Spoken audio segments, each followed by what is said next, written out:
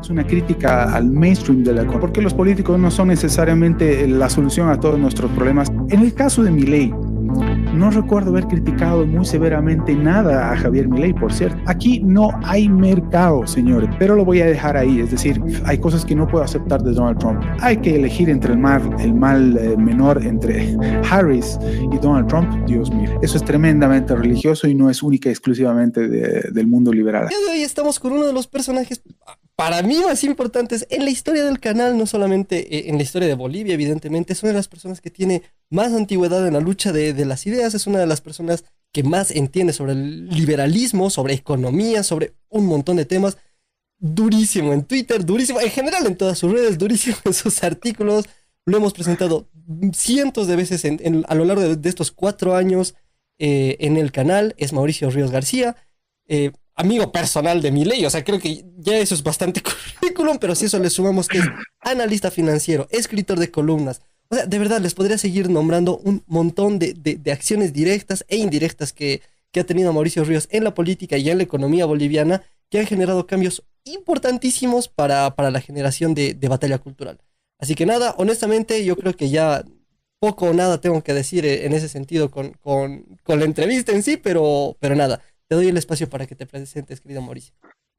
¿Cómo andas, Alele? Encantado de estar en tu programa. Muchas gracias por invitarte, por la generosa presentación todavía más. Así que estoy encantado de verdad. Mejor que eso no podría ser. Estoy dispuesto a todos tus disparos, a ver si los podemos esquivar en una de esas. Pero estoy aquí para conversar contigo. De verdad, me encanta tu trabajo, el trabajo de tus colegas también. Y pues, qué mejor que estemos aquí nosotros juntos para poder conversar. No, sí, de verdad, estoy muy, muy feliz de tenerte en el canal. Primero porque eres una de las personas más representativas dentro de la economía. A mi parecer, eres una voz autorizada para hablar acerca de los problemas y soluciones que tiene el país. Una cosa es hablar con, yo qué sé, un diputado, un activista, un conjunto de personas que podemos tener más o menos idea de lo que se tiene o de lo que se está haciendo mal, pero otra cosa es hablar con un experto y un especialista. Entonces, en ese sentido, mi primera pregunta justo va enfocado en eso. Primero, más allá de la política, de los evos y los arces que marchan como sea, de los ariases del país, ¿cómo ves el país? Es decir, ¿qué necesitamos para que en este momento, para que empiece, aunque sea a modificarse las cosas? ¿Vale la pena presentarnos a política? ¿No vale la pena? ¿Vale la pena presentar proyectos de ley? ¿No vale la pena? ¿Qué necesitamos así esencialmente? Empezamos duro y me alegra. Excelente. Es uno de los motivos por los cuales acepto conversar contigo, porque no hay rodeos en las preguntas, ni esperas que haya rodeos tampoco en las respuestas. Así que, qué mejor. Bueno, ¿se debe o no participar en política y qué necesita el país? Pues cada una de las personas que conforma la sociedad, una de las casi 12 millones de personas que habita este país, tiene que decidir qué es lo que cree mejor para su propio destino. Empecemos por ahí. Todo lo demás viene por añadidura, pero si esperamos a que alguien más nos dé soluciones a nuestros problemas, ya tenemos todavía mayores problemas a los que consideramos que tenemos, ¿sí? ¿A qué me refiero concretamente? De un tiempo a esta parte, tú, por ejemplo, me has presentado como un experto que habla de finanzas, soy una voz autorizada de repente, pero no es exactamente lo que busco. Yo considero humildemente que mis ideas tienen un impacto, pero no transmito mis ideas para que tenga un impacto. Si a alguien le sirven mis ideas, yo me doy por feliz. Si hay una sola persona que considera que que mis ideas van a generar un impacto o van a mejorar su calidad de vida, me doy por feliz. Yo no me atrevería a decirle a nadie, por el contrario, deberías hacer tal cosa. Solamente si me lo preguntan, les daría mi opinión en relación a, yo si estuviera en tu lugar haría tal cosa, pero yo no sería tan arrogante de decirle, tú deberías hacer tal cosa, deberías ser tal persona, deberías convertirte en tal persona, deberías perseguir este cargo. Es decir, eso para mí es inmoral. De un tiempo a esta parte, no han sido pocas las personas que me han dicho, tú tienes tanto conocimiento o al mismo tiempo criticas tanto a los personajes o a distintos personajes de la política, tanto del oficialismo como de aquellos que se consideran como parte de la oposición, diciendo, por lo menos hago algo o por lo menos estoy en política. Si tanto criticas, ¿por qué no haces algo tú al respecto? Eso a mí me parece inmoral. Decirle a la gente qué es lo que debería hacer con su vida es inmoral. Y eso no quiere decir que yo no haga nada. Es decir, yo tengo mi propia trinchera y yo considero que contribuyo al bienestar de mi entorno inmediato, comenzando por ahí, para mi propia vida, luego para mi entorno inmediato y luego para mis colegas, amigos y todos aquellos que me conozcan. Creo que puedo hacer algo por ellos si acaso consideran que mis ideas pueden ser útiles. Tan sencillo como eso, no pretendo más. Y al mismo tiempo yo no pretendo participar en política porque me considere mejor que los demás. No me considero mejor que el común de los mortales. Por lo general, cuando la gente se dedica a política, por lo general hay honrosísimas excepciones, desde luego. Por lo general, la persona que se dedica a política cree que es mejor que el común de los mortales y que por tanto es solamente desde el ámbito de la política que puede contribuir en algo. Primero que yo no creo en la política como el mejor medio, ni mucho menos el único medio para contribuir al mejoramiento sí, al mejoramiento del bienestar de la sociedad, o como digo, en mi entorno inmediato. Yo contribuyo con lo que mejor crea conveniente. Cada quien desde donde puede y como puede. Esto de hacer las cosas desde la política, porque es la única forma de hacer las cosas, es un problema muy grave. Primero, porque esperan que los demás les solucionen los problemas, y segundo, quienes se dedican a la política es porque se creen muy especiales, se creen héroes de repente. Insisto en decir que hay honrosísimas excepciones que tienen muy claro cuál es su rol dentro de la política. Sea o no que haga política partidaria, sea o no que pertenezca al partido político ideal, sea o no que conforme parte de una agrupación ciudadana con quien no comulga en cuanto a ideales, es decir, las agrupaciones ciudadanas de un tiempo a esta parte, a partir de que fueron destruidos los partidos políticos aproximadamente desde el 2005 y solo hubo agrupaciones ciudadanas, pues se ha destruido la aspiración que puede tener un político por tener ideas muy claras, firmes, por tener decálogos, por tener principios dentro de un partido, conformar un partido, pensar a muy largo plazo y no solamente en las próximas elecciones, etcétera, etcétera, etcétera. Entonces, ¿qué es lo que digo yo que necesita el país? En realidad, menos políticos o menos malos políticos, si tú quieres, y si queremos ser relativamente benignos con el público que nos pueda escuchar ahora y a quien no simpatice con nosotros o conmigo en particular, que no deben ser pocos en todo caso, porque me gusta fastidiar bastante y fastidio desde hace mucho. Así que, pues humildemente digo eso. No creo que la política sea la mejor manera ni el mejor camino para cambiar las cosas que uno quiere. Quien quiera dedicarse a la política, no lo voy a criticar, que lo haga, pero que sepa cuáles son las limitaciones y que no espere que no se lo vaya a criticar. ¿Por qué? Entre otras cosas, y como hablábamos antes de la grabación, me perdí en esta parte. Espero que la edites. Un poco acerca de lo que estábamos hablando acerca de, antes de la grabación, acerca de los políticos y por qué introducirse en la política no es necesariamente el mejor camino y sobre todo por qué los políticos son el problema y no la solución, ¿no? Sí, correcto, porque los políticos no son necesariamente la solución a todos nuestros problemas y hay muchas otras maneras de cambiar lo que queremos cambiar en nuestro entorno y en nuestra vida. Es decir, hay muchas otras cosas. Yo he elegido mi propia trinchera de las ideas, he elegido emprender, he elegido ofrecer soluciones a la gente, a mis clientes, a cambio de un legítimo beneficio. Les estoy ofreciendo herramientas muy concretas, soluciones muy concretas a problemas muy específicos. Me he enfocado además en un público muy específico, no es la gran generalidad del público. No necesariamente es lo que transmito a través de repente mis redes o entrevistas, etcétera.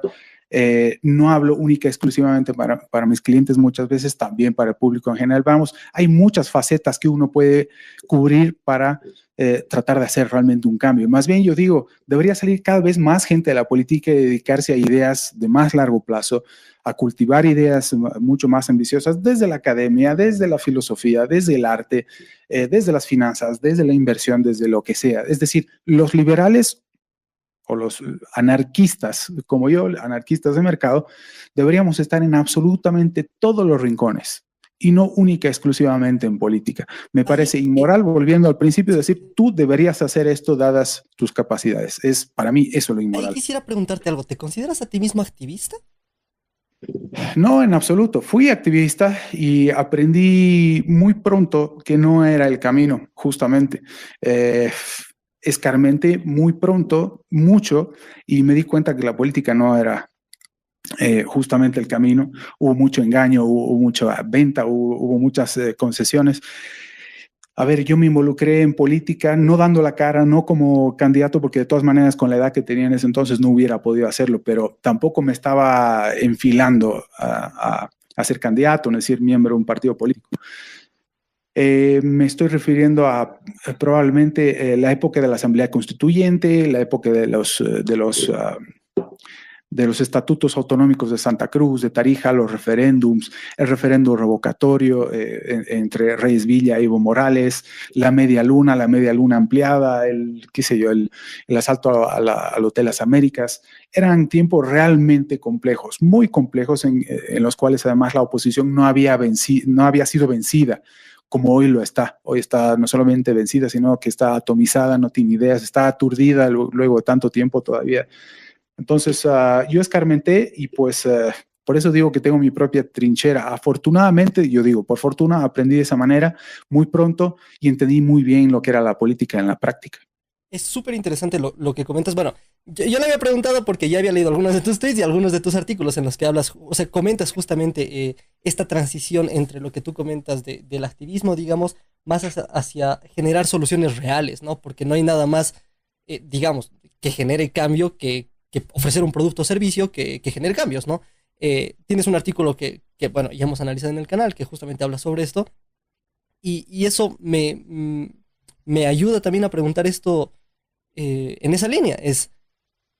La oposición hoy en día evidentemente no está entendiendo, no está viendo, no la ve, no ve lo que está pasando en el mundo, no está viendo los problemas que está generando sus propias políticas y siendo que tampoco están entendiendo cómo generar soluciones. Yo creo que esa es la parte más dura de nuestro país en este momento porque tenemos un oficialismo que evidentemente no entiende la libertad de mercado y no entiende el mercado, pues es obvio, es el movimiento al socialismo, pero teóricamente tendríamos que tener una oposición que se oponga a esas ideas, ¿no? Y no tenemos una oposición como tal. Eh, ¿Tú qué elementos rescatas a nivel económico que tendrían que reemplazarse, por ejemplo, para poder tener una oposición realista? Es decir, tener una oposición que se oponga, para empezar. No, si yo más bien creo que la oposición, el problema de la oposición entre varios otros en realidad es que solamente se opone y reacciona a lo que plantea el movimiento al socialismo. Y en realidad el problema es que no propone nada. ¿Ok? En ese sentido, los propios masistas, algunos intelectuales del masismo antiguos, tienen razón al criticar a la oposición al decir que no proponen nada, que no hay planteamiento alternativo a, por ejemplo, al Estado plurinacional. Hay algunas voces que últimamente han estado planteando que hay que retornar, por ejemplo, a la República de Bolivia, que hay que recuperar a la República de Bolivia. Excelente, hay que recuperar el Estado de Derecho, hay que recuperar la separación y equilibrio de poderes. Excelente, eso es una democracia liberal, eso es saber lo que uno quiere. Pero al mismo tiempo, esto no es gratis, hay que saber de qué se trata todo esto, cómo se consigue.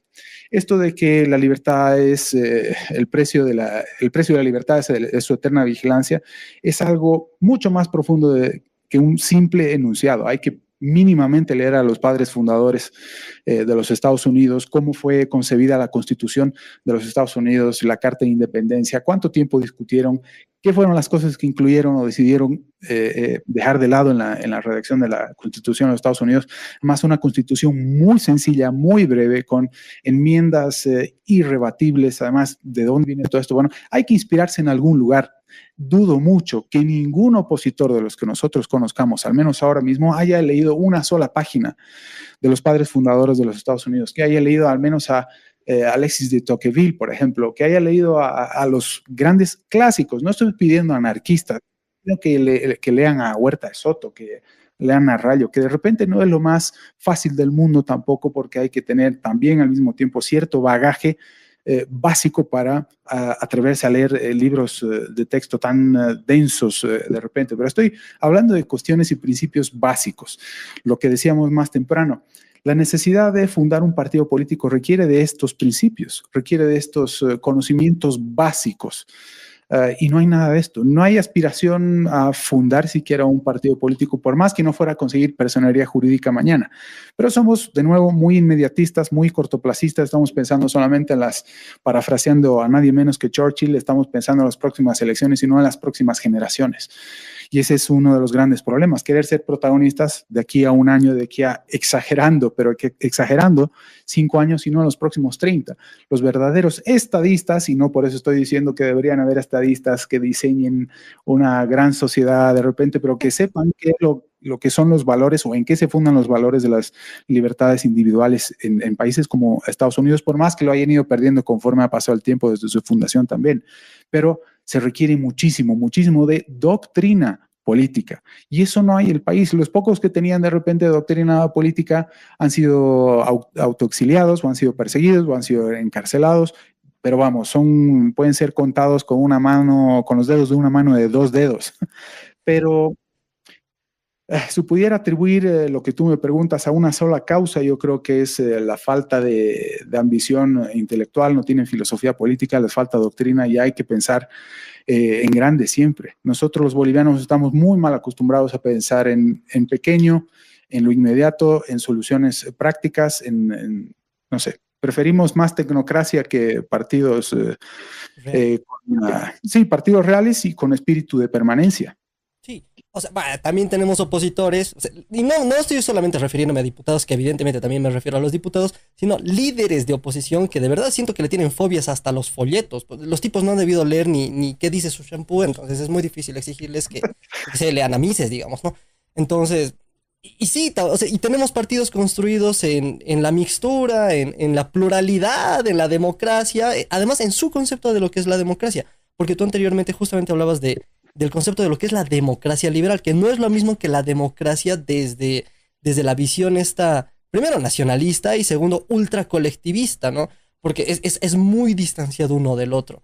Y antes justamente hablabas acerca de estos personajes que a uno le reclaman que no va a entrar en política. A mí me ha pasado muchísimo que me viven puteando y me dicen, pero si tú no entras, entonces nunca vas a generar cambio y entonces ¿para qué estás haciendo todo esto? Y es como, y déjame a mí con mis videos, o sea, yo veré lo que hago, por último, no hay nada, y no estoy hablando de los zurdos, porque evidentemente los zurdos tienen esa tendencia, estoy hablando de personas que se autoconsideran a sí mismos liberales y pues no hay nada más, menos liberal en todo caso, que decirle a alguien más qué hacer con su vida, ¿no? Justamente enfocado en esto, quisiera preguntarte, bueno, yo trabajo bastante con ambulantes. ¿Ves que la representación en el mercado, ya no dejando de lado los políticos, solamente tomando a las personas que se dedican al mercado, pueden representar algún tipo de solución? Yo considero al menos que los ambulantes son la representación de un exceso de Estado. No sé cómo lo ves tú. Son dos cosas distintas. El hecho de que haya ambulantes, o estamos hablando de manera más concreta de la informalidad en el país, ¿no? Que es acerca de alrededor del 85%, si no me equivoco. En datos oficiales y además de organismos internacionales que son relativamente menos poco que los nacionales, ¿no? Pero bueno, ahí los tenemos. Primero que son resultado de una estrategia de refugio que existe ante tanto avasallamiento de la economía con cada vez mayores atribuciones y competencias del Estado sobre la economía, es decir, es apabullante. Eso por un lado, existen por eso, pero en esto de que pueden ofrecer soluciones, lo hacen cada día. Ofrecen soluciones al mercado. ¿Qué es ofrecer soluciones? Es ofrecer de repente un peine de plástico de 3 bolivianos con 50 centavos para alguien que de repente estaba caminando en la calle, camino a la oficina, necesita un peine sobre la marcha y lo encuentra ahí. Esos son los ambulantes. Eso es ofrecer soluciones a la gente, soluciones de mercado, a la gente que necesita solucionar un problema sobre la marcha a cambio de un legítimo beneficio. Esos 3.50 representa un ingreso para los ambulantes con cierto margen, ¿no es cierto? Porque los peines no son gratis, que hay que saber de dónde se los consigue. El solo hecho de que los ambulantes estén pensando a quién, dónde, cómo, cuándo y dónde ofrecen una solución ya es más que suficiente. Es decir, no hay que pedirles más de lo que hacen. Dependerá de ellos si se quieren dedicar o no a la política, si conforman una sociedad entre ambulantes para protegerse ante el avasallamiento del Estado.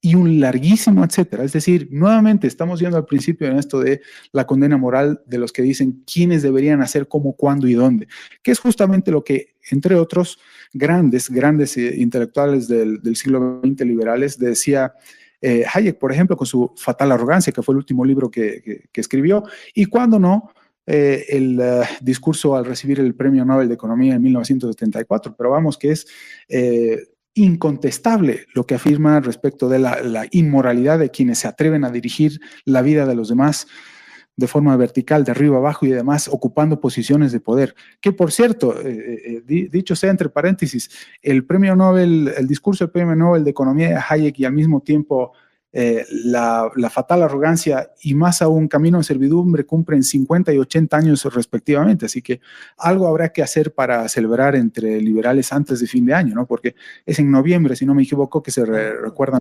50 años del Nobel de Economía para Hayek, ¿sí? Y hay que rescatar ese discurso porque dice bastante más de lo que parece. Es decir, es una crítica al mainstream de la economía, pero y en realidad me atrevería a decir que a todos los intelectuales de las ciencias sociales, pero incontestable, demoledor. A mí me parece sensacional lo que ha hecho Hayek, solamente con esas dos cosas, al haber escrito, o esos tres libros, al haber escrito Camino a Servidumbre, que cumple 80 años, 50 años el Nobel de Economía, y al mismo tiempo Camino a Servidumbre, pero son cosas extraordinarias que nadie se debe perder, aunque sea por curiosidad, léanlos, no lean Wikipedia, ahora ChatGPT para tener videos en TikTok y ganar seguidores y ser popular y ganar la diputación. Me parece lamentable que esté sucediendo eso. Me alegra que el liberalismo se esté poniendo de moda, pero al mismo tiempo no el hecho que se esté de alguna forma prostituyendo, ¿no? Sí, sí, sí. O sea, y es literal. Es decir, hoy en día tenemos muchos representantes del liberalismo, no sé cómo llamarles, que tienen mucho más de colectivista de lo que ellos creen en realidad. Y en eso va mi siguiente pregunta. Yo al principio, cuando empecé con Conkin, tiraba mucho hacia la línea de Conkin. Evidentemente me pareció una idea interesante en muchas cosas hasta que llegamos al manifiesto neolibertario. El problema para mí del manifiesto neolibertario es que justamente conduce a las personas a creer que existe como una serie de reglas. No estoy en contra de de los manifiestos como tal, pero me parece que son lo menos liberal posibles. Es decir, no puedes de nuevo decirle a alguien qué hacer con su vida. En ese sentido, yo prefiero más la acción humana.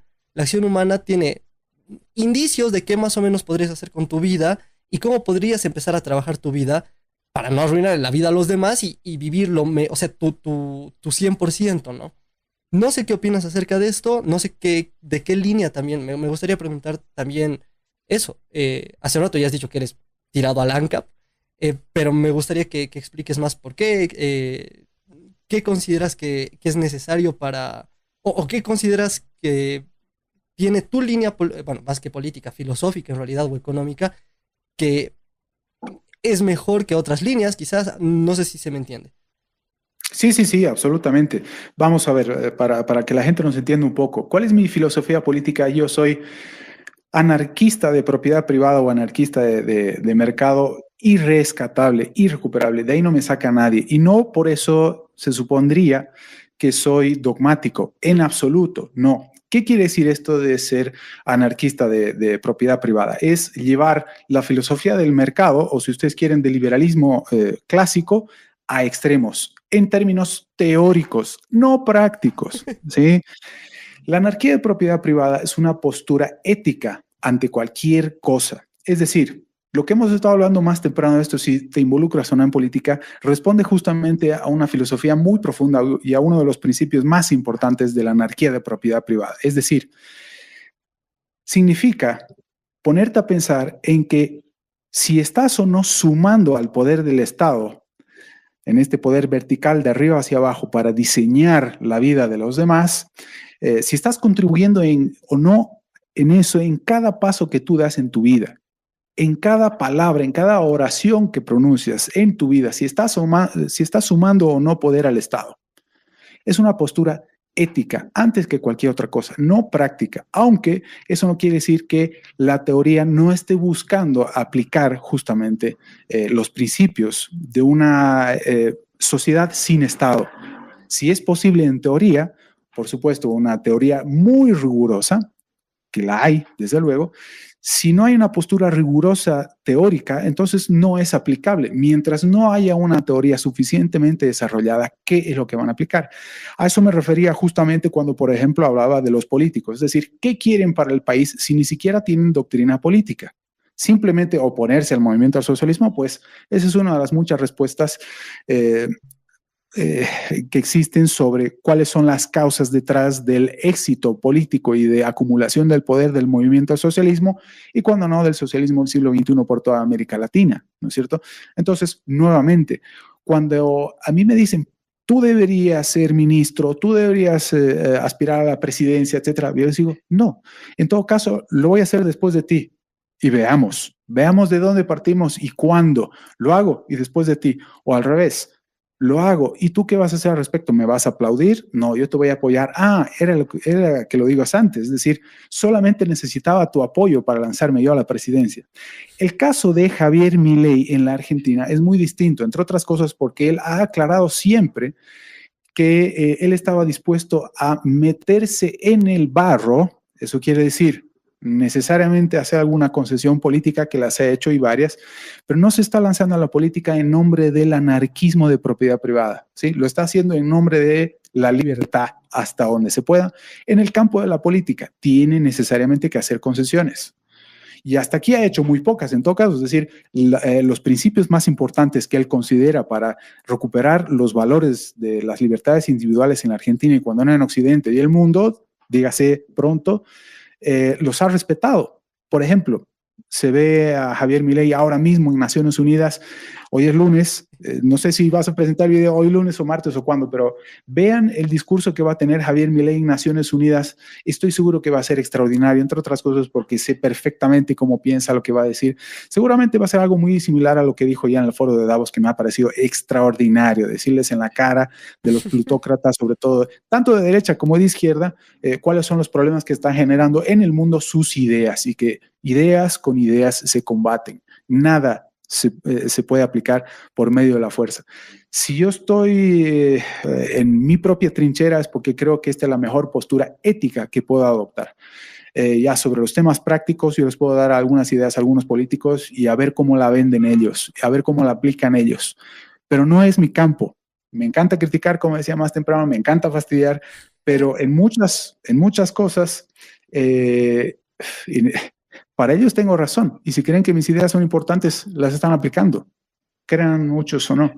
Sí, no, además, a ver, me gusta ser un poco optimista, soy optimista y tonto muchas veces, pero me gusta creer que algunas ideas de las liberales, ya sea por el efecto Milei, el efecto de la popularización, digamos, del liberalismo, están empezando a impactar, y no en los políticos. O sea, los políticos son los de menos, los políticos son los que recogen y reparten popularmente lo que la población está reclamando. Y la población hoy en día está empezando a reclamar liberalismo. Y esa es la parte que sí me agrada. En todo caso, esa parte de la popularidad siento que solamente se puede seguir impulsando a través de la batalla cultural. Y si bien tú no te consideras activista como tal, dentro de los liberales sí te consideramos activista. Es como a través de tus artículos y el impacto en la cultura que tienes, no sé, haces activaciones de alguna forma y terminas siendo activista. Entonces, por un lado, no sé si me gustaría profundizar en eso, sino que me gustaría más profundizar en tu opinión acerca de Milei. Tú has sido, o sea, a ver, partiendo del hecho de que tú conoces a Milei en persona, no, tengo entendido que incluso eres amigo de Milei así de forma directa, has sido muy crítico de Milei, porque muchas personas entienden que el ser amigo de alguien es necesariamente no criticar a esa persona. Yo puedo ser amigo de, incluso, bueno, no sé si de gente de izquierda, no sé si llegaría tanto, pero podría intentar entender y escuchar a keynesianos, lo que no significa que no los voy a criticar. Es decir, hay cosas que me parece que dicen que son bastante estúpidas y se los voy a decir directamente. Y si tengo que criticarlo, lo voy a hacer. Y creo que eso es lo que ha pasado a ti, pero te ha llovido muchísimo hate por parte de lo que yo llamaría los chicos viboritas, que son todos estos que se han vuelto fanáticos de Milei y como que les vale madres el liberalismo, lo que les gusta es Milei y ya. Siento que eso tampoco es generoso con la parte del liberalismo y la batalla cultural. O sea, ellos dicen que hacen batalla cultural, pero no sé, desde mi punto de vista, caer en esos dogmatismos tampoco es positivo. ¿Cómo lo ves tú, siendo además amigo de Milei?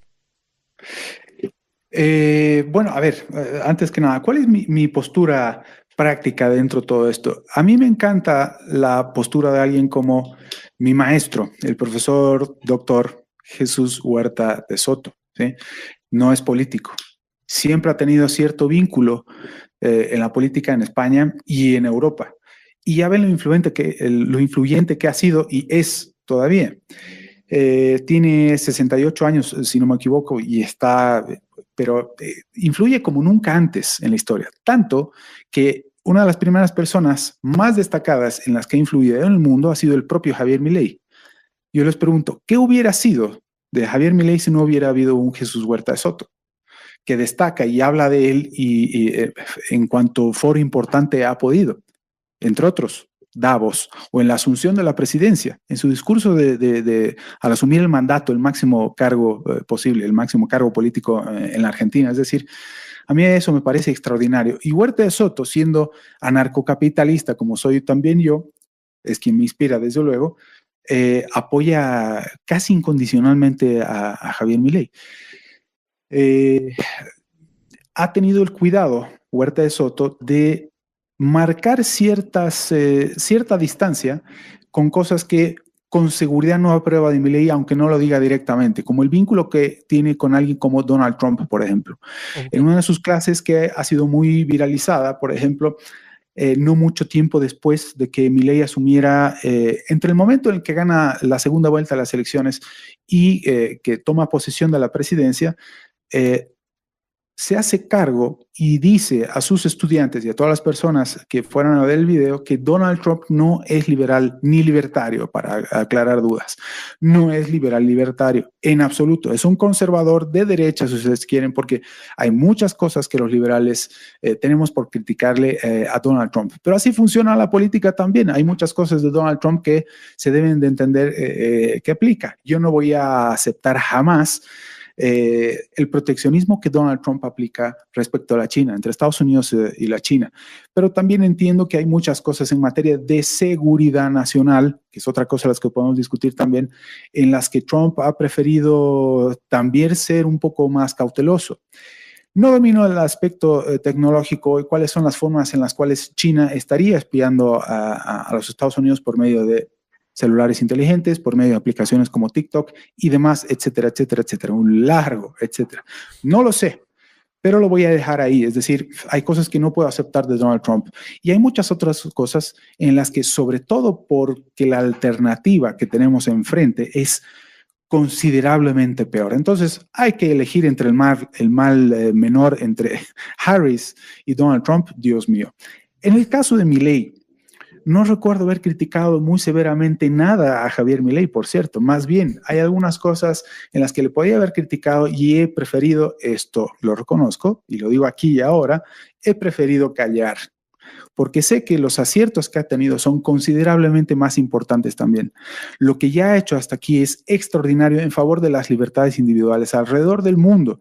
De verdad que se está convirtiendo en un fenómeno mundial. No exagero en absoluto. Lo acabamos de ver sonando la campaña en la apertura de la sesión de Wall Street esta mañana, lunes, y ha causado sensación no solamente en el propio piso de Wall Street, sino en el mundo. Todo el mundo la aplaude, todo el mundo quiere saber qué es lo que tiene para decir respecto de absolutamente todo. Todo el mundo quiere un Milei en su país hoy en día. ¿Cómo no vamos a aplaudir eso los liberales, libertarios, etcétera, alrededor del mundo? Claro. ¿Que lo vamos a criticar solamente porque no defiende el tipo de cambio fijo o el tipo de cambio flexible o si, etcétera? Es decir, no hay que ser tan exquisitos muchas veces. Con que yo no participe en política o yo no le diga a la gente qué es lo que tienen que hacer con sus vidas o yo no pretenda alcanzar el poder para tratar de diseñar la sociedad mediante mandatos coactivos, me doy más que por satisfecho. Yo estoy bien conmigo mismo porque sé que ese es el camino a seguir, pero tampoco me voy a atrever a ser tan arrogante intelectualmente de decir quién debería hacer qué con su vida. Ahora, y con esto termino con tu pregunta, mi postura sobre Javier Milei ha sido siempre la misma. Le deseo la mejor de las suertes desde que se lanzó a la candidatura por la diputación. No creo que tenga éxito porque las probabilidades no la acompañaban y él mismo sabía, eran solamente dos, no había ni partido. Construyó un partido solamente después de que fue diputado, lo construyó en menos de 2 años y luego terminó siendo presidente. Eso es extraordinario, está desafiando a todos los libros de texto de los politólogos en el mundo y los que dirigen campañas políticas también. No ha hecho una campaña convencional, lo ha hecho todo desde redes sociales, desde sus conversaciones en la televisión, debates, siendo tremendamente estridente y respetuoso, etcétera, etcétera, etcétera. De Javier Milei se habla más entre liberales que entre los propios políticos y anti-Milei también. Es decir, entre sus detractores hablarán mucho de Milei, pero te garantizo que los más críticos y los principales críticos del propio Milei están entre los liberales. Mencionemos a otros economistas que yo admiro mucho también, como Roberto Kachanowski, vamos, pero las críticas que hace son, pero no se detiene, no se detiene. Hay algunas en las que probablemente tenga razón, pero en la gran mayoría yo creo que no, y lo digo respetuosamente. Y con esto cierro. Yo me considero amigo personal de Javier Milei, efectivamente, y tengo contacto directo con él. Bueno, no voy a contar mucho más, también con su hermana Karina, les mando un saludo si acaso están viendo esta entrevista, pero amigo es justamente aquel que te dice lo que no estás dispuesto a escuchar. Los que te dicen siempre lo que quieres escuchar no son tus amigos, sino siempre quieren lo mejor para ti. No, totalmente. Si no me equivoco, lo que dijiste no fue una crítica, sino fue que te mostrabas muy escéptico ante su candidatura. Creo que esa fue la frase que utilizaste. Y no eres el único. O sea, Rayo ha dicho exactamente lo mismo. Y comparto totalmente la visión. Yo creo que hay muchas veces, o sea, hay personas que tampoco discrepo con ellos. Es decir, no, o sea, no es que los vaya a criticar totalmente. Uno de ellos es Nico Moraz, con quien yo ya he hablado en el pasado. Ya me parece demasiado radical su crítica. Me parece innecesaria muchas veces. Yo creo que es bueno a veces salir de estos dogmas, sobre todo en un momento tan cristalizado, no sé si me dejo entender, pero es como estamos caminando encima de una capa muy, muy delgada, de donde los liberales muy posiblemente vamos a tardar en retomar si es que seguimos jodiéndolo a Milei, y entonces no le veo mucho sentido tampoco a seguir presionando en esa capa tan delgada. Por último, esperaremos a que se engruese un poco más la capa y ahí si quieren lo hacen shit, digamos, ¿no? No sé, me parece que ahorita hay que ver prioridades. O sea, desde el liberalismo mismo, desde la economía liberal sobre todo, no tanto desde la filosofía liberal, pero sobre todo desde la economía liberal hay que ver de impulsar las ideas y no de retrasar las ideas. No hay nada más tonto que desde el mismo liberalismo nos estemos atacando. Eso me parece lo más errado que puede haber. O sea, hay personas que obviamente ya merecen una paliza gigantesca dentro de los liberales. Uno de esos es Maslatón, por ejemplo, que se decía a sí mismo liberal y ha terminado haciendo shit a Milei, ha terminado juntándose con los K, digamos, ¿no? Pero, y de la misma forma está pasando en Bolivia, solo que en Bolivia es mucho más desastroso. O sea, en Bolivia no puede salir nadie a hablar de nadie, ni de ideas liberales, porque ya lo tachan o de progre, o de liber progresista, o de liber conserva, ya tirando al otro lado, ¿no? Entonces, totalmente irracional. Yo creo que hay que ser un poquito más pragmáticos. Ya tomando un poquito más la parte del pragmatismo, eso es una pregunta que tenía muy, muy reservada para mí, pero tú eres de Cochabamba. Dentro de Cochabamba, bueno, ahorita está el alcalde, no sé qué se llama. Reyes Villa, Manfred. Apellido Reyes Villa. Es que no sé si es su apellido y tal, pero X. Está el Don Bigotes, ¿no? Y aquí en la ciudad de La Paz tenemos a Arias, que honestamente no se distancian mucho, nada más que Arias es un circo constante y Manfred Reyes Villa es un poco menos circo, pero evidentemente tiene decisiones que le están arruinando la vida a los cochabambinos. Tú eres de Cochabamba, quisiera saber cuál es tu perspectiva en cuanto a, ya no necesariamente el gobierno central, que es el movimiento del socialismo, sino cuáles son de los personajes que se han destacado a nivel subnacional, es decir, alcaldes, gobernadores, concejales muchas veces como Amén Saavedra, dentro desde una perspectiva de anarquismo de mercado y sobre todo desde tu perspectiva personal. ¿Cuáles son sus mayores errores? Y si es que tuvieran aciertos, si es que tienen alguno, no creo que tengan alguno, pero ¿cuál es tu opinión acerca de estos personajes en específico? No tengo una opinión muy formada al respecto porque mi especialidad se aleja bastante de lo que es la política local. Te mentiría y bueno, tengo mi opinión, pero no muy formada, como digo. Tengo una opinión respecto a lo que veo de lo inmediato a través de mi ventana, de lo que veo en la avenida. Yo soy ciclista, por ejemplo, estoy feliz de que Manfred haya mejorado muchísimo las condiciones para el ciclismo, al menos dentro de lo que le compete, ¿no es cierto?, dentro del municipio del centro de Cochabamba, pero no sé, te mentiría. Por ejemplo, y hablando de ciclovías, he estado viendo la ciclovía que ha inaugurado Arias en La Paz. Realmente no tiene sentido. Honestamente no tiene ningún sentido. Es que es una improvisación y populismo muy barato. Pero bueno, es todo lo que puedo decir al respecto, honestamente. Mira, yo me fijo mucho más en lo que está sucediendo Yo soy analista macro internacional, sobre todo pensando en mis clientes, en ofrecerles soluciones, tratando de tener un diagnóstico lo más concreto posible para saber si lo que están haciendo en materia de inversiones es lo correcto, o qué tanto se están alejando de lo que sería lo ideal. Entonces, mi monitoreo permanente es macro y además internacional. Veo desde luego Bolivia, por supuesto, pero cada vez menos, y sobre todo porque hay que tener mucho estómago para ver noticias locales e incluso nacionales. Los medios tradicionales son cada vez más pobres y me alegra muchísimo saber que hay medios alternativos como el tuyo, nada menos.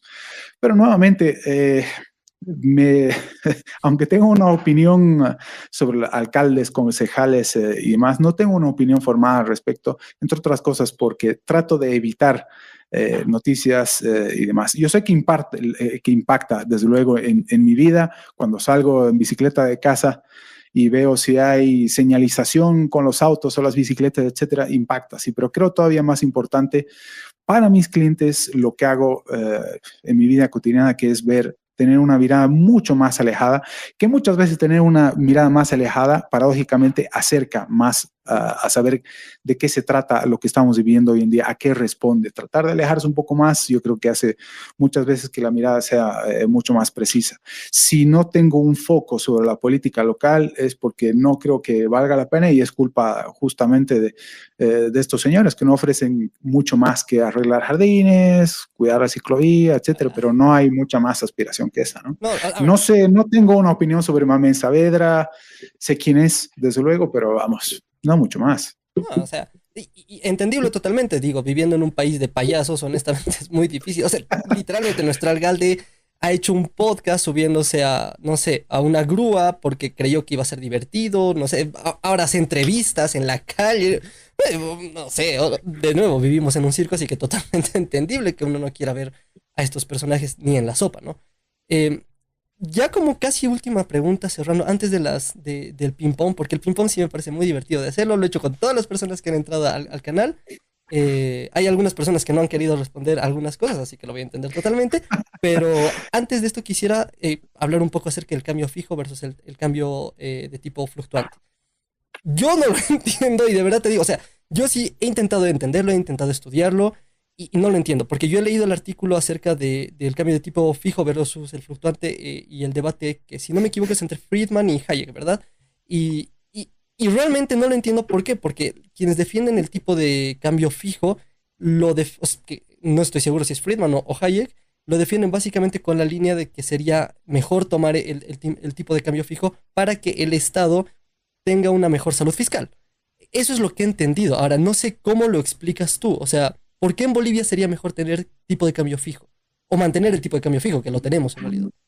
Bueno, antes de empezar, importante la aclaración e importante también que digas que has hecho un esfuerzo por tratar de entender esto. No es fácil, es decir, no es para todo el mundo y voy a tratar de ser lo más claro y sencillo al mismo tiempo, a la vez que breve, porque podría extenderme muchísimo, porque es al mismo tiempo una de las especialidades que tengo dentro de mi especialidad, al mismo tiempo entre los ciclos económicos, un poco de value investing y demás. Bueno. Vamos a ver, ¿dónde empieza todo el problema este? Es cierto que Hayek, por cierto, ha cambiado de postura varias veces sobre varias cosas. No es el liberal favorito de los anarquistas, de repente, ¿sí? Pero sí es un economista que yo admiro muchísimo y eso se lo debo, por cierto, a Huerta de Soto, que siendo anarquista ha destacado siempre la figura de Hayek, contrariamente a lo que todo el mundo piensa. Es decir, si tú eres anarquista, de repente tienes que ir contra Hayek. Yo digo, pero ¿y Mises? Ah, no, es que Mises, bueno, los dos eran minarquistas y liberales clásicos. No importa. Ok, no vamos a entrar en eso. ¿Dónde empieza este asunto? En un error muy grave que comete nadie menos que Milton Friedman, lo mencionaba más temprano, no lo mencioné más temprano, como el Nobel de Economía de 1976. Eso es muchísimo, es realmente admirable lo que ha hecho. Lo que ha hecho como liberal, como héroe de la libertad, la contribución que ha tenido en la filosofía política liberal en el siglo XX ha sido extraordinario. Pero así como Mises, Hayek y Rothbard, todos han cometido algún error de repente. Y yo cometo errores, pero no en cuanto al tipo de cambio. Milton Friedman analiza la moneda, incluso ha escrito historia sobre la moneda de Estados Unidos, inflación, era el gran héroe del monetarismo en los años 70, estableció una guía muy clara e interesantísima respecto de cómo salir de, en ese entonces, la estanflación. Bien, lo que hace Friedman es no diferenciar lo que es la moneda fiat de lo que es la moneda mercancía, ¿sí?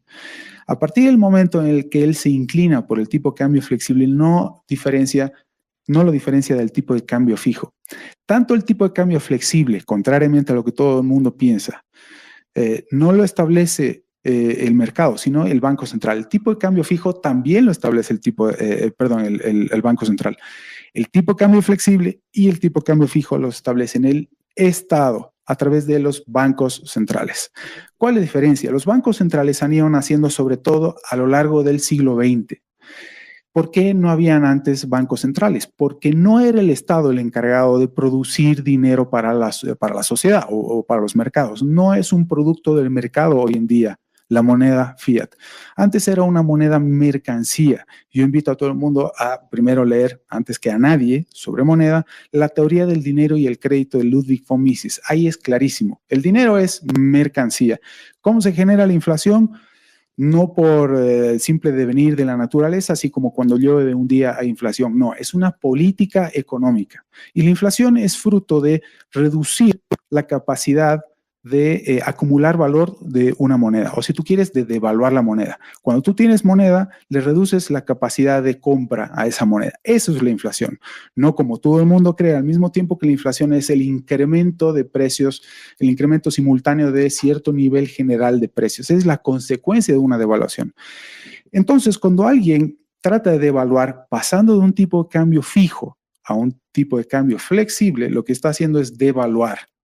Están diciendo eso, no están diciendo dejemos que el tipo de cambio lo establezca el mercado. Mentira, no existe tal cosa. ¿Por qué? Nuevamente, porque ese dinero fiat no está siendo producido por el mercado, sino por los bancos centrales. ¿Cómo se establece el tipo de cambio flexible? Son subastas que el Banco Central pone a disposición del público, no necesariamente del mercado, sino del público que más acceso tenga a ese dinero. Es la única forma a través de la cual el Banco Central pone a disposición del público dólares y los pone en subasta, ¿sí? Y hay una puja, pero depende nuevamente del Estado a través del Banco Central qué cantidad de dinero pone en subasta. Depende inicialmente del Banco Central decir qué cantidad de dinero van a poner en subasta para ver si compran o no los que estén más cerca, es decir, la bolsa de valores de repente. En Bolivia no está desarrollada siquiera la bolsa de valores, así que serán enormemente privilegiados los bancos o las agencias de bolsas o las SAFI los que puedan acceder a esos dólares. En este sentido, también es muy importante tener en cuenta no necesariamente el mecanismo, sino el punto a través del cual el Estado introduce ese dinero a la economía, sean dólares o bolivianos.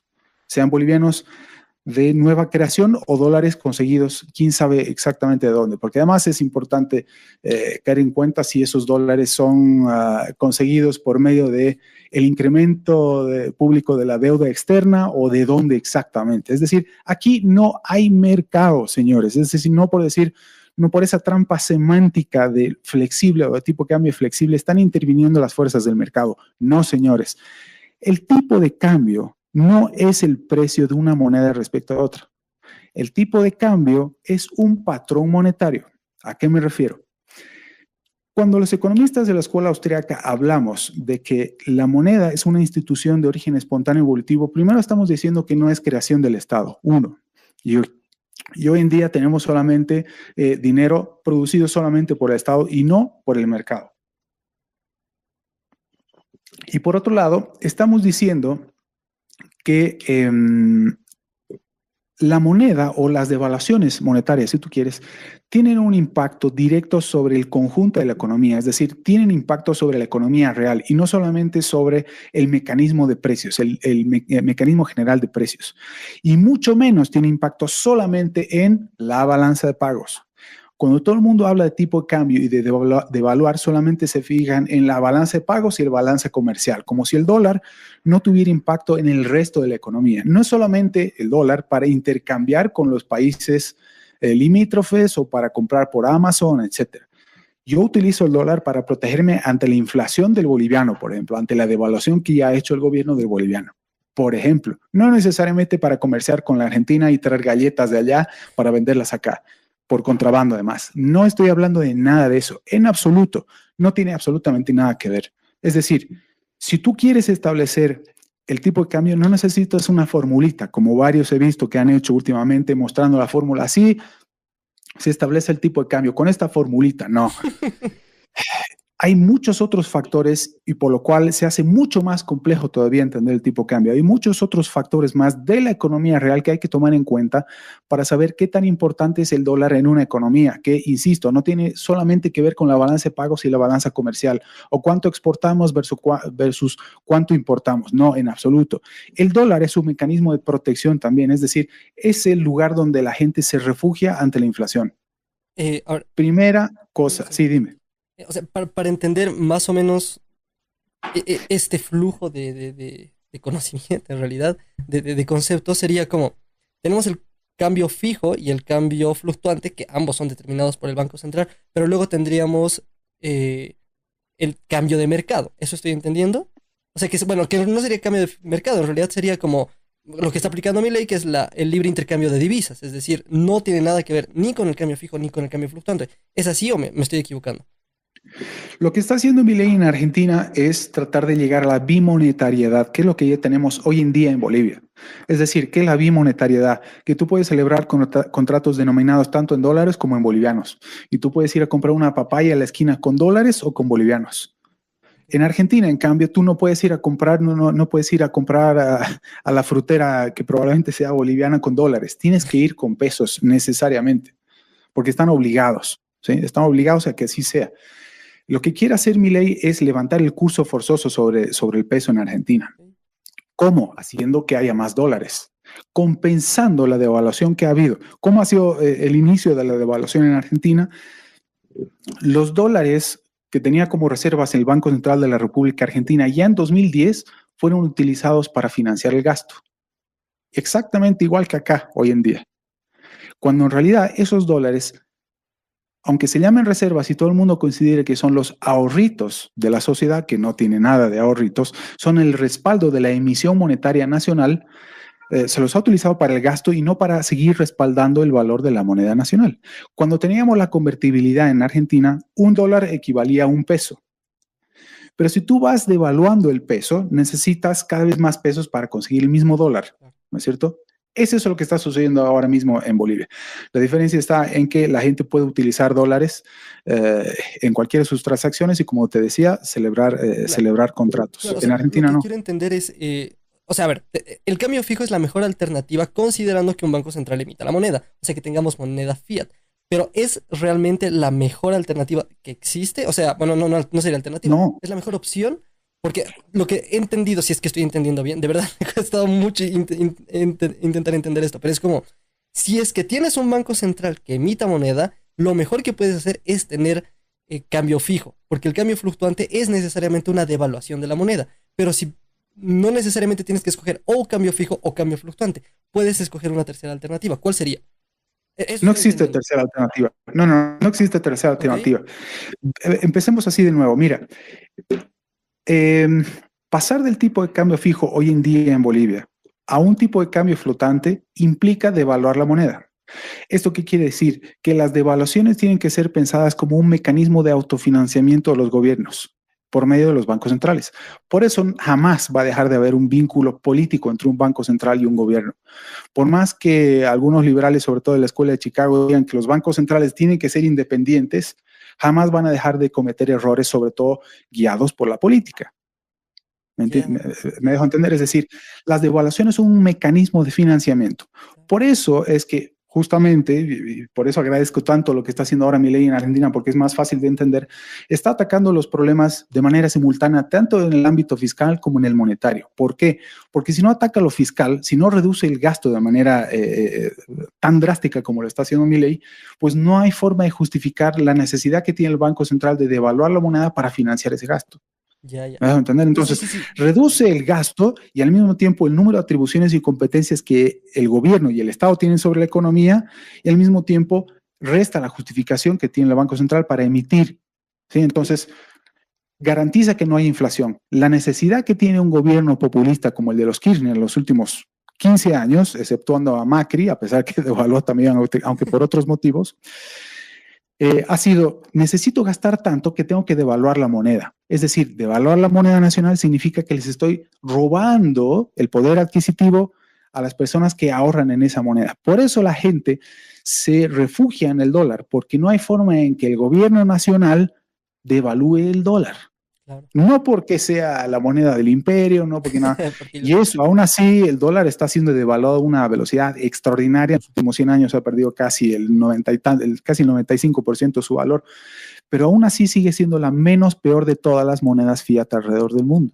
sí, no, ¿Sí? ahora sí Entonces, entendí. volviendo al principio, el gran error de Milton Friedman ha sido no diferenciar lo que es la moneda fiat de la moneda mercancía antes de ponerse a hablar siquiera de la diferencia entre el tipo de cambio fijo y el tipo de cambio flexible. Y el gran error que están cometiendo todos los liberales que exigen no solamente una devaluación, sino que se establezca un tipo de cambio flexible es creer que el tipo de cambio flexible lo establece el mercado o las fuerzas de oferta y demanda. No existe ley de oferta y demanda en materia monetaria en el mundo.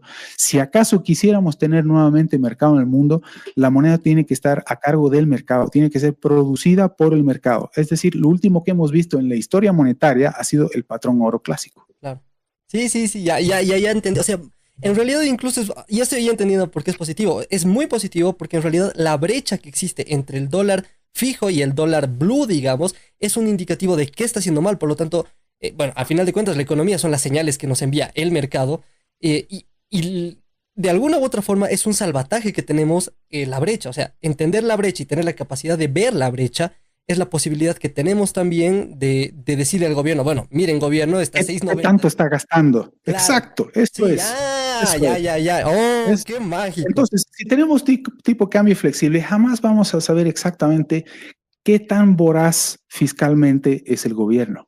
Claro. Entonces, los que quieren devaluar la moneda, pensando solamente en la balanza comercial y en la balanza de pagos, es darles más oxígeno a Claro. los masistas. Oh, oh, qué mágico. No, de verdad, de verdad, he estado meses y meses intentando entender esto y te juro que no podía. Le pregunto como a 15 economistas diferentes. No, pero de verdad, mil gracias. Bueno, ya vamos 56 minutos. No sé si estás listo para la parte del ping pong. Nos extendemos lo que tú digas y vamos con el ping-pong y con el pan, lo que tú digas. De verdad, mil gracias por el espacio y por el tiempo que estás dando. Y de No, verdad gracias a ti, gracias a ti. en Me la estoy cuanto, pasando muy bien. en cuanto al cambio fijo, y no es la única señal que tergiversa no solo el gobierno, los gobiernos en general, porque la mejor manera que tienen de tergiversar la economía es evidentemente cambiando las señales de mercado. Es como el ejemplo que ponía Milei, que me parece lo más evidente posible. Si tienes 15 semáforos con 14 luces diferentes, nunca nadie va a entender, entonces necesariamente van a Además, ocurrir choques. O sea, es eso.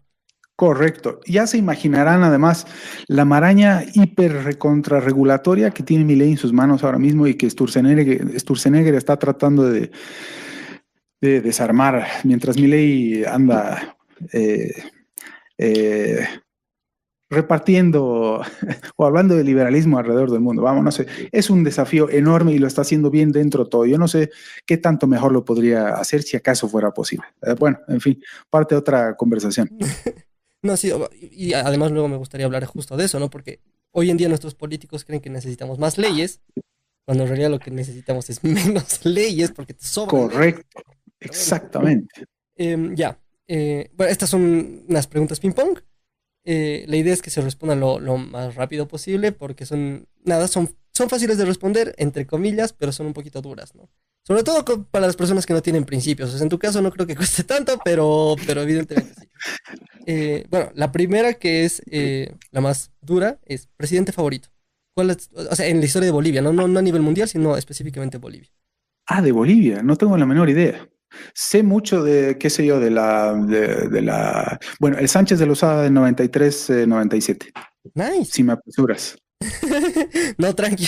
Hay personas que me han pedido más tiempo, así que vos tranqui. Si Ah, pudieras almorzar con una figura histórica, ¿con quién sería? Jimi Hendrix. Nice, curioso, curiosa la respuesta. ¿Cuál es tu banda favorita? Esa debe ser la pregunta más difícil que me han hecho nunca. Mi banda favorita. Bueno, he estado viendo el concierto al cual me hubiera encantado asistir de Eric Clapton que dio en el Stadium de Vélez el viernes en la noche. Así que digo, por último que he estado viendo, Eric Clapton es uno de mis grandísimos ídolos y espero algún día poder ir a escucharlo. Tiene ya 79 pirulos, el gran maestro, así que ojalá pueda verlo algún día en vivo. Nice. Rock. Curioso. Y, pues, digo curioso porque la mayoría de los liberales terminamos tirando al rock, pero y no sé por qué se da, pero sí. Rebeldía, rebeldía absoluta. Bueno, esto tiene una explicación, perdón que Sí, sí, interrumpa sí. tu Dale, dale, ping-pong, dale, pero dale. estaba viendo una entrevista hace poco de Rick Beato, que la recomiendo a Jerry Cantrell, guitarrista de Alice in Chains, y él dice, una de las cosas que más me gusta del rock and roll es que a los rockeros realmente nos tenemos que hacer un esfuerzo por encontrar buena música. Eso es algo que no se da en ningún otro género. Somos rebeldes y lo que tenemos es, nos lo hemos ganado. Así como los rockeros aprecian mucho a sus fans y a sus seguidores justamente porque hacen un esfuerzo de tratar de entender lo que están haciendo, diciendo, y además no es fácil adquirir su música, ¿no? Entonces, tiene mucho de liberal esto, es decir, hay mucho de esfuerzo, de sacrificio y recompensa, un vínculo directo. Me encanta, viva el rock. Este es un excelente momento para decir que tenemos el peor internet del mundo. Tenemos el internet más caro y el peor internet del mundo. Pero bueno, en fin, caídas se sufren. Estábamos hablando acerca un poco de Falta rock. de mercado, ¿ves? Falta de mercado en la provisión de Internet. Sí, total. No, sí, y literal, porque Entel básicamente tiene el monopolio con algunos tentáculos divididos en las demás empresas, pero poco se habla de eso. En fin, estábamos ya en... Y además, ni siquiera estoy ahorita con el internet real de mi casa, sino que estoy directamente con el internet de mi celular, porque pues Bolivia, ¿no? Siguiente pregunta. Ah, Estábamos ya en banda favorita. ¿Cuál es tu libro favorito? mi libro favorito, creo que La Rebelión de Atlas. ¿De Rand? Sí, Ayn Rand. Eso, o sea, bueno, esta pregunta no es parte del ping-pong normal, lo que me hace preguntarte cuál es tu autor favorito. Ah, no es lo mismo. Mi autor favorito, sin lugar a dudas, es Mises, definitivamente, Acción humana. definitivamente. Bueno, ¿por qué la diferencia? Sí, y la acción humana, desde luego. Primero porque le tengo muchísimo agradecimiento a Mises, porque creo, he estado tratando, he hecho mucho esfuerzo para saber cómo exactamente llegué, cuál fue el primer libro que tuve de la escuela austríaca en mis manos, y creo que fue justamente la teoría del dinero y del crédito de Mises, y si no, la teoría pura del capital de Hayek, que no entendí nada, al menos la vez que lo leí hace muchísimo tiempo. Eso porque le debo mucho a Mises y sobre la rebelión de Atlas porque la forma en la que escribe es extraordinaria. Lo bien que habla, primero los diálogos son muy intensos, son muy creíbles. Bueno, tengo una fascinación por la rebelión de Atlas. Lo estoy leyendo por segunda vez, la primera vez lo leí en inglés y no es lo mismo. Además, tengo la última versión de Deusto, que lo que han hecho en Deusto ha sido el esfuerzo de traducir de nuevo del inglés al español La Rebelión de Atlas, y esta traducción es altamente recomendable. Es el motivo por el cual he vuelto a leer La Rebelión de Atlas y me gusta muchísimo más que la primera vez. Interesante. Eh, bueno, la siguiente pregunta yo creo que es muy básica, honestamente. Se le ha hecho a algunos políticos que no han sabido responderla y te consideras de derecha, pero yo creo que profundizaría un poco más. Ya que has hablado acerca de, nada, acerca del anarcocapitalismo, que ya lo hemos preguntado, acerca de tu línea con el liberalismo, ¿crees que el liberalismo tiene algo de relación con la derecha o crees que son conceptos separados? Tendrían que ser conceptos separados, pero no hay forma de explicar el liberalismo. Yo sé que varios me van a criticar mucho por esto, muchos amigos liberales, pero no hay forma de explicar el origen de Occidente, lo que hoy es Occidente y al mismo tiempo los valores liberales, si no fuera en gran medida por mucha contribución que ha tenido específicamente la Iglesia Católica. ¿Sí? Más temprano estábamos hablando del vínculo entre sacrificio y recompensa o esfuerzo y recompensa.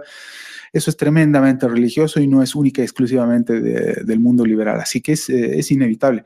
Yo soy agnóstico, por cierto, no soy católico, pero eso no me hace antirreligioso ni anticatólico ni nada. Más bien tengo un profundísimo respeto, particularmente por la Iglesia Católica o por el catolicismo, mejor dicho, no tanto por la Iglesia Católica como institución, pero sí por el catolicismo y los valores que tiene. Es una de las tareas pendientes que tengo, investigar todavía más sobre el origen de Occidente, definitivamente. Es una tarea pendiente. Nice. Bueno, más adelante te voy a hacer dos preguntas que realmente tengo muchas ganas de hacérselas a alguien que de verdad haya estudiado muchísimo el liberalismo, justamente relacionado con esto.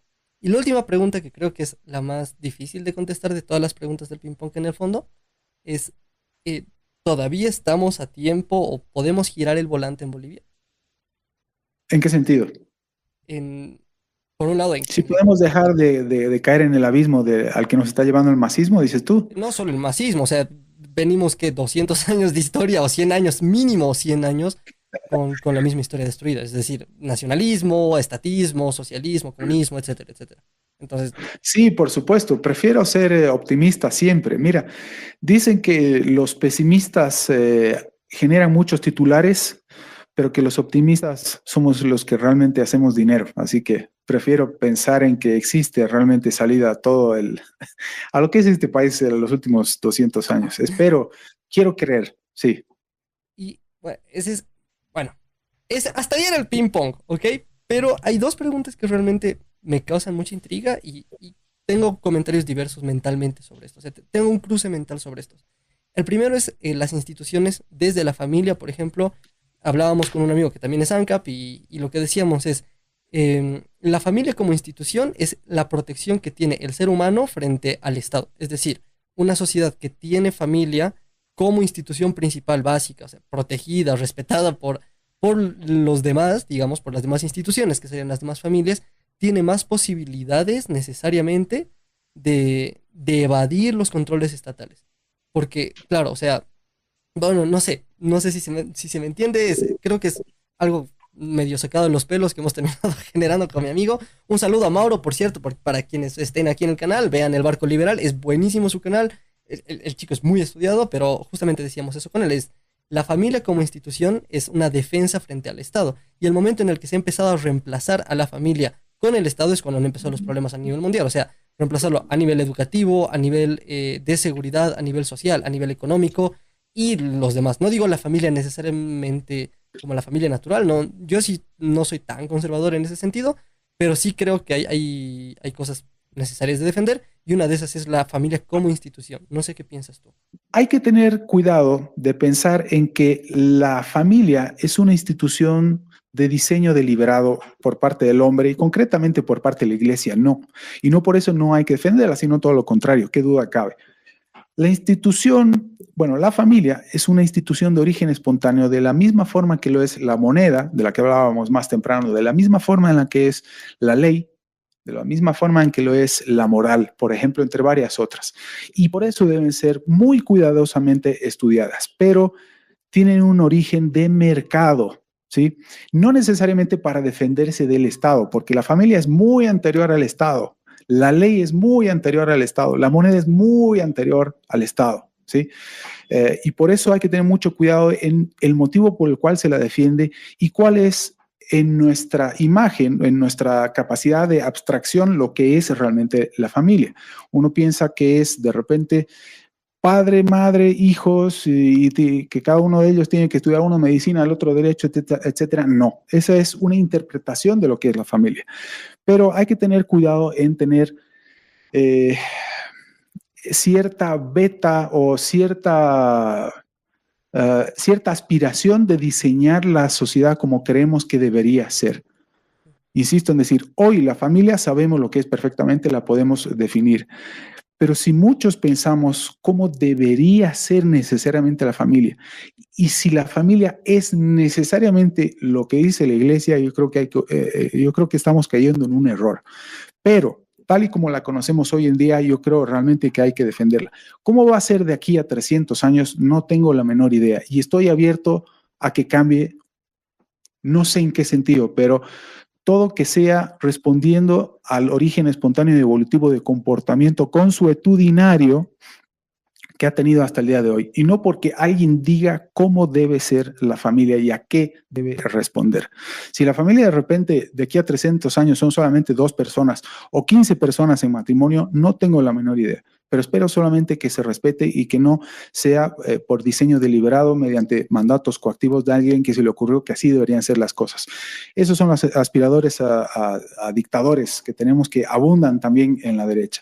Espero que haya que tener espero que sepan el cuidado que hay que tener al respecto. Y por eso digo más temprano, por eso dije más temprano tu pregunta al respecto de que si el liberalismo tiene o no que ver con la derecha, yo digo que es muy difícil separarlos, pero que deben separarse. El liberalismo debe separarse tanto de la derecha como de la izquierda porque no es colectivista, fundamentalmente por eso. No existe colectivismo en el liberalismo, ¿sí?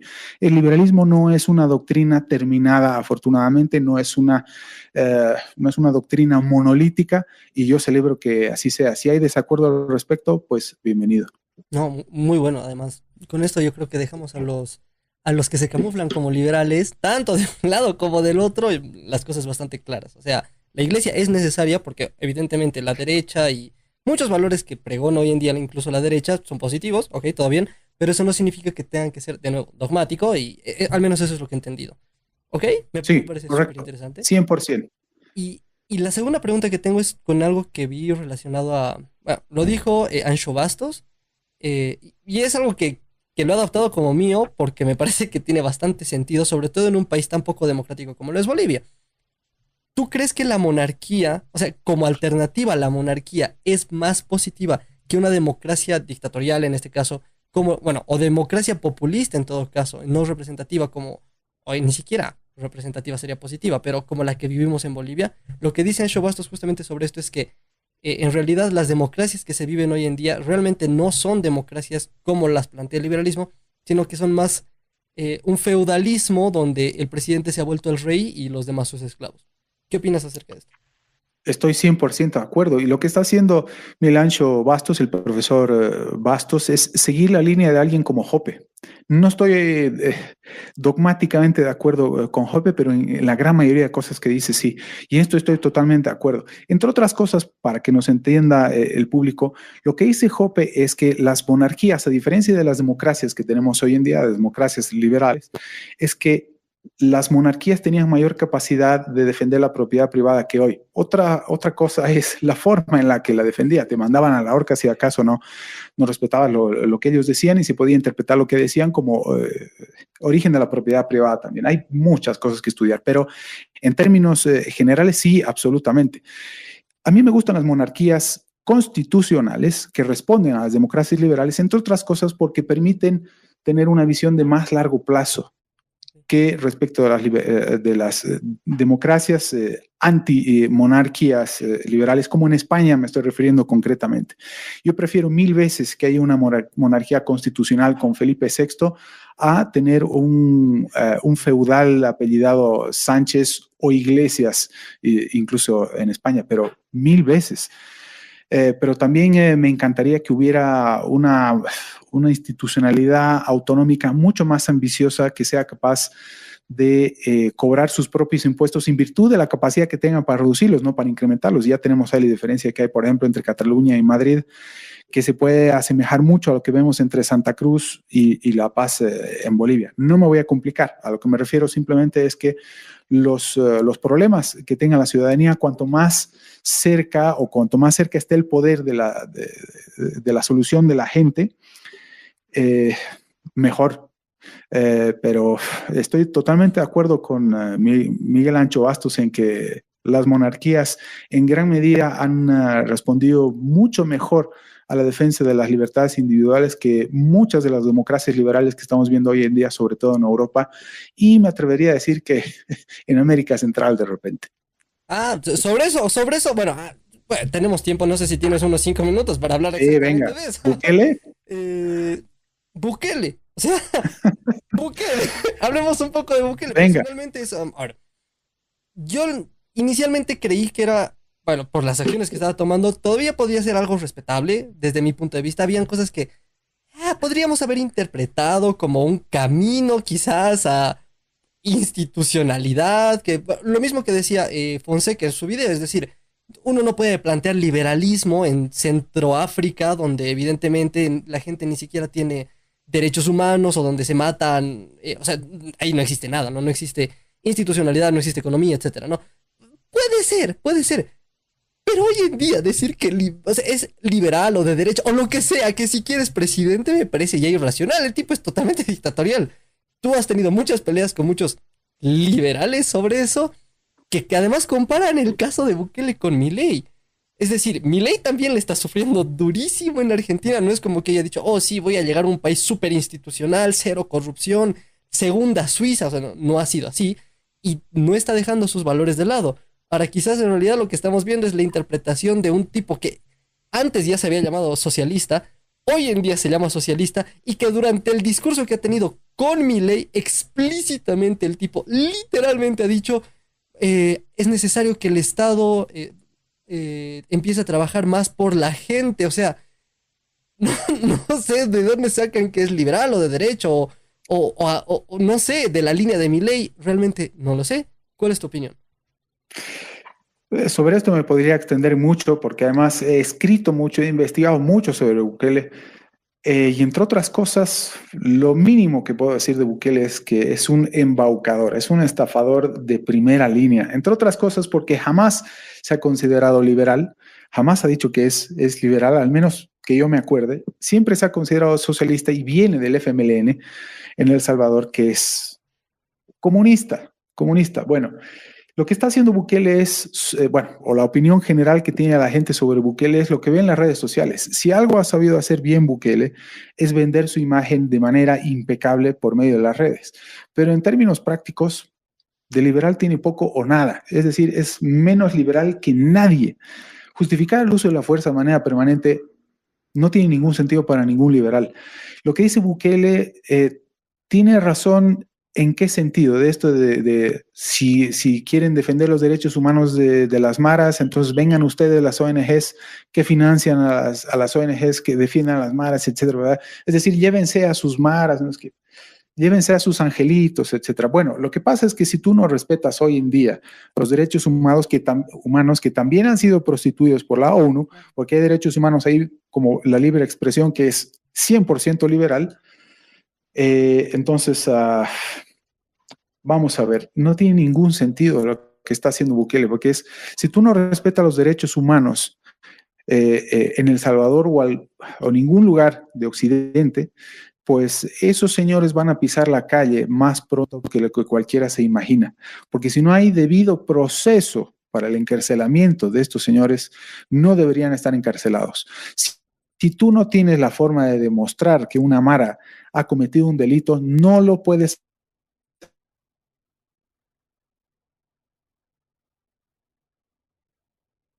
por los tatuajes que tienen en su...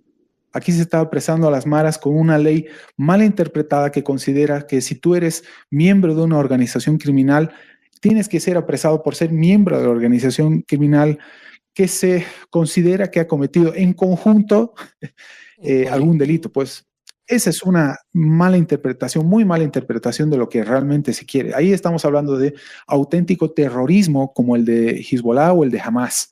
Sí. Son dos cosas diferentes. Yo dudo muchísimo que se pueda comparar a las maras con la gente de Hezbollah.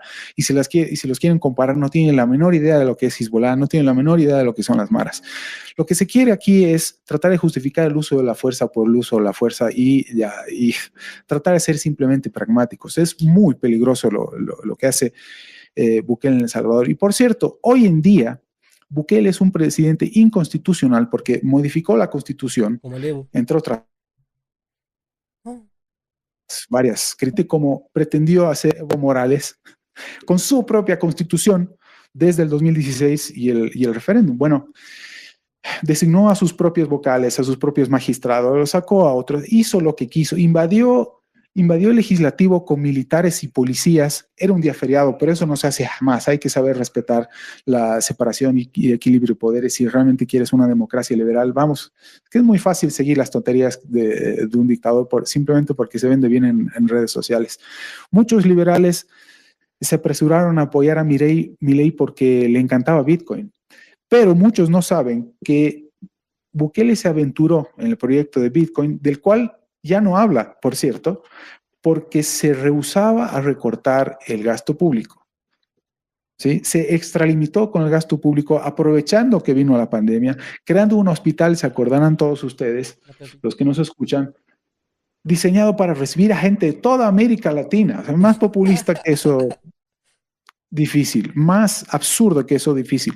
Ese hospital no se terminó de construir nunca. Y las grandísimas, enormes cárceles que habilitó Bukele para encarcelar ilegalmente a las maras fueron en gran parte habilitación de edificios públicos que no habían sido terminados. Es decir, estaba buscando la forma de justificar el exceso de gasto público que estaba llevando. Tiene un déficit acumulado extraordinario, un nivel de deuda pública interna y externa extraordinario, y estaba buscando financiamiento de los Estados Unidos, inicialmente con su amigo Trump en ese momento, pero se fue Trump. Luego vino la administración Biden que le dijo, tú no estás cumpliendo los acuerdos que habías firmado con los Estados Unidos, por lo tanto no te vamos a dar financiamiento para que extradites a las maras. Se rehusó a extraditar a las maras a cambio de financiamiento. Estados Unidos le niega el financiamiento y no tuvo mejor idea que darse la vuelta y buscar financiamiento nada menos que en Rusia y en China, es decir, los mejores amigos de Occidente. Claro. Menos mal no buscó financiamiento de Irán, porque solamente eso faltaba. ¿No? La ultraderecha, exactamente. Bueno, recién para la reelección a este señor se le ocurre recortar el gasto, porque no tenía ninguna otra forma más de financiarse, y hasta el día de hoy no se ha vuelto a hablar de Bitcoin. Chivo jamás funcionó, y la gente en El Salvador no tuvo mucha alternativa para recibir sus remesas que de la misma forma en que ya las había recibido toda la vida. De Bitcoin ni se hable. Y todos los embaucadores que lo siguieron, influencers de redes sociales que fueron allá, tampoco se ha vuelto a saber nada más de ellos. Hay un montonazo de influencers de redes sociales para las inversiones y trading, etcétera, que fueron a El Salvador, visitaron, hicieron, Luisito Comunica, sin ir más lejos, por ejemplo, entrevista a Bukele como un gran nuevo héroe de los jóvenes y demás. No hay nada de eso, Aaron, no hay nada. Es demasiado humo para mi gusto, la verdad. Me resisto a seguir hablando entre tanto humo, no por los incendios en el oriente del país, sino por el humo que genera Bukele desde El Salvador, en el mundo. Y ahora pretende colgarse de la imagen de Milei. Y además, pero bueno, los tipos que lo siguen exactamente lo mismo. O sea, estamos hablando de que hay muchos derechosos de Twitter o de TikTok y de varias redes que, nada, plumeaban todo el tiempo incluso contra ti, contra mí, contra un montón de personas que hemos venido hablando del liberalismo un montón de tiempo, y hoy en día están colgados de nada más y nada menos que Xi o del capitán Lara, según porque son ultraliberales, calculo yo, ¿no? Porque si no, no... Ah, wow, eso no lo sabía. Bueno, eso habla. Bueno, ya para qué vamos a seguir. Okay, qué bien que me lo dices, interesante, buen dato. Pero bueno, en fin, esta es una discusión que tiene tal nivel que no vale la pena seguir en estas nimiedades, honestamente. En fin.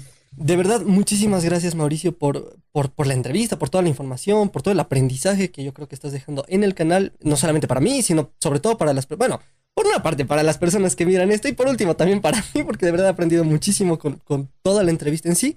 Me das más argumentos para darle palo a muchos otros temas que de verdad son muy importantes de tocar, sobre todo en Bolivia.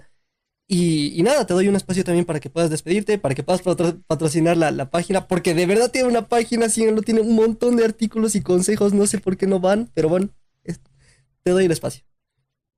Bueno, te agradezco. Bueno, esa página la inicié el 2006, para que se den una idea, y tratamos de escribir de liberalismo, además tiene muchos años, una cantidad de información enorme, así que visiten riosmauricio.com, les voy a quedar enormemente agradecido.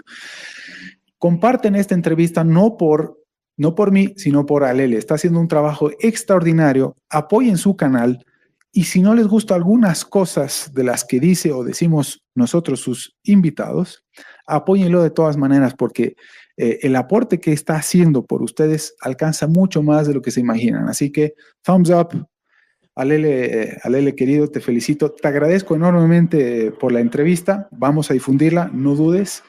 Vamos a utilizarla también, algunos fragmentos. Y pues no se diga más. Muchas gracias por difundir las ideas de la libertad, defenderlas y por creer en lo que estás, por creer en ti mismo primero y por creer en lo que tú mismo estás haciendo, por tener amigos dentro del liberalismo que se apoyen entre ustedes y pues qué mejor. Me encanta ver esto. Es un fenómeno al cual vamos a estar agradecidos los liberales en la historia. Ya verás tú, no dudes. Esto no ha habido nunca antes. Esto de los estudiantes por la libertad, por ejemplo, sobre todo en Santa Cruz, a mí me parece extraordinario. Y no me imagino lo que pensarían Mises y Hayek e incluso Rothbard sobre todo lo que está sucediendo en este sentido. Milei o no Milei, todo lo que se está haciendo en redes sociales, en todo tipo de foros, pues fantástico. Qué mejor. Viva la libertad. Gracias, Alele. No, de verdad, qué duro. O sea, no, qué fuerte. O sea, de nuevo, nosotros hemos empezado antes de que Milei sea diputado. O sea, el grupo del Liberty Team ha empezado en esta. Importante, importante decirlo, no te estás colgando de la libertad de moda que ha traído Milei, que no está mal, pero es muy fácil prostituirla, así que sí, Sí. es muy importante lo que dices, están desde antes. O sea, nosotros que lo hemos tenido durísimo, no entiendo cómo Mauricio ha sobrevivido desde el 2006 en un país pero tan antiliberal, de verdad, mucho mérito, mucha salvajada para tener tanto aguante, tanto estómago, sobre todo, como tú decías, para aguantar un país como el nuestro. Pero, de nuevo, o sea, no, yo me cuelgo en hombros de gigantes y tú eres uno de ellos. De verdad, muchísimas gracias, Mauricio, por todo el trabajo de estos años y de verdad vayan a visitar su página. O sea, bueno, y por último, síganlo en Twitter mínimamente. Yo creo que es un reconocimiento necesario para alguien que, de verdad, le da palo a todo el mundo, además, sin filtros. Es buenísimo, me encanta. Es muy buena, en fin. De verdad, muchas gracias. Es que no sé, me he quedado un poco... Uf, qué duro. Ya, en fin. Suscríbanse al canal si quieren, síganme en todas mis redes, que calculo que van a estar apareciendo en algún lado. Busquen la página de Mauricio, lo voy a poner evidentemente en la descripción. Y nada, si no me agarran, nos vemos la próxima. Voy a atreverme, perdón, Alele, ¿Sí? voy a atreverme a decir esto. ¿Por qué no le cuentas a la gente cómo fue que nos hemos conocido de verdad? Recién me estoy acordando de esto. Bueno, básicamente, no todos ustedes lo saben, pero yo tengo un emprendimiento de stickers. Y yo lo que hago es básicamente ir a vender stickers a colegios, bueno, en plazas y tal, full ambulante, totalmente anti-estado, cero burocracia, porque pues, ambulantes son ambulantes. Y no sé cómo, pero ahí estaba Mauricio. O sea, literalmente en una de las plazas en las que yo estaba vendiendo apareció Mauricio. Y yo me acerqué a él muy con las sospechas de no saber si era él o no, en realidad. Porque nunca lo había visto en persona. Es decir, yo lo sigo hace muchos años atrás, muchos años atrás. Y cuando lo vi dije, igual y sí es, pero pensé que no era porque él vive en Cochabamba, no sabría por qué estaría en La Paz y tal. Y me acerqué a él. Le dije, bueno, mira, estoy vendiendo stickers. Y luego le dije, ¿me puedo tomar una foto contigo? Eres Mauricio Ríos, ¿no? Y le dijo, claro que sí, ¿no? Y claro, ya tenemos la foto. Y fue un momento muy bonito. La verdad, yo creo que es una de las fotos que con más cariño guardo. Ha sido la primera persona que, además ha sido, bueno, eso no lo sabes tú, pero ha sido la primera persona a ese nivel, digamos, en compartir mi contenido. Y cuando tú compartiste mi contenido en Facebook, yo poco más y lloro, te juro por Dios, era muy loco ver que alguien estaba viendo mis videos, o sea, que alguien del otro lado sabía lo que yo estaba diciendo, ha sido muy impactante, de verdad, no, tú no lo sabes, pero has impactado muchísimo, no solo en mi vida, sino en la vida de muchos otros influencers que van desde Jaguar, Rey, el Panuki Team, no sé si Roxana, incluso porque tengo entendido que Roxana también te conoce, o sea, muchas personas, o sea, y si tu propósito desde el principio, como tú decías, era ver a personas detrás que han sido impactadas por tu contenido, más allá de las personas a nivel financiero, digo, las personas que en el corazón han sido impactadas, de verdad te aseguro que son muchas, conozco muchísimas personas que constantemente me hablan de ti, es más, justamente esta entrevista vino porque un suscriptor mío me dijo, Mauricio Ríos es un gran economista, deberías entrevistarlo. Yo, claro, como no lo conozco, digamos, así poco más. Pero sí, o sea, yo, cuando me aceptaste la entrevista, no, fue muy fuerte, la verdad. Muchas gracias por hacérmelo saber. Me honra enormemente que me hayas invitado a tu canal, de verdad, te agradezco. No, de verdad. Un fuerte abrazo para ti y todos los amigos, de verdad, los colegas, pues sigan el camino que ustedes crean que es el más correcto y conveniente. Muchas gracias, de verdad. Y, bueno, ahora sí. Si no me agarran, ahora sí. La próxima. Fuerte abrazo, gracias. No, el video no se ha terminado todavía. Solamente quería dejarles un breve fragmento de mi desesperación por el pésimo internet que tenemos en Bolivia y no sabía dónde meterlo, así que aquí tiene. Bloopers. Ay, Dios. La concha de la... Ahí estás. Ay, Dios, ya. Tranquilo. Entonces, conéctate a la otra. ¿Cuál es tu libro favorito? Dios, qué ganas de colgarme de un puente. Sin exagerar, el internet se ha caído unas 6 o 7 veces durante la grabación. Y nada, muchas gracias por la paciencia, sobre todo a Mauricio Ríos, porque yo sé que su tiempo es muy limitado y muchas gracias por el tiempo que se ha sacado. Y ahora sí los dejo con la otra. Si no me agarran, nos vemos la próxima. Bye bye. Libertad es lo que el pueblo pide, mientras que el egoísmo y la avaricia te persiguen. El sol no se ha escondido ni la luna se ha escapado, solamente han sido cálculos.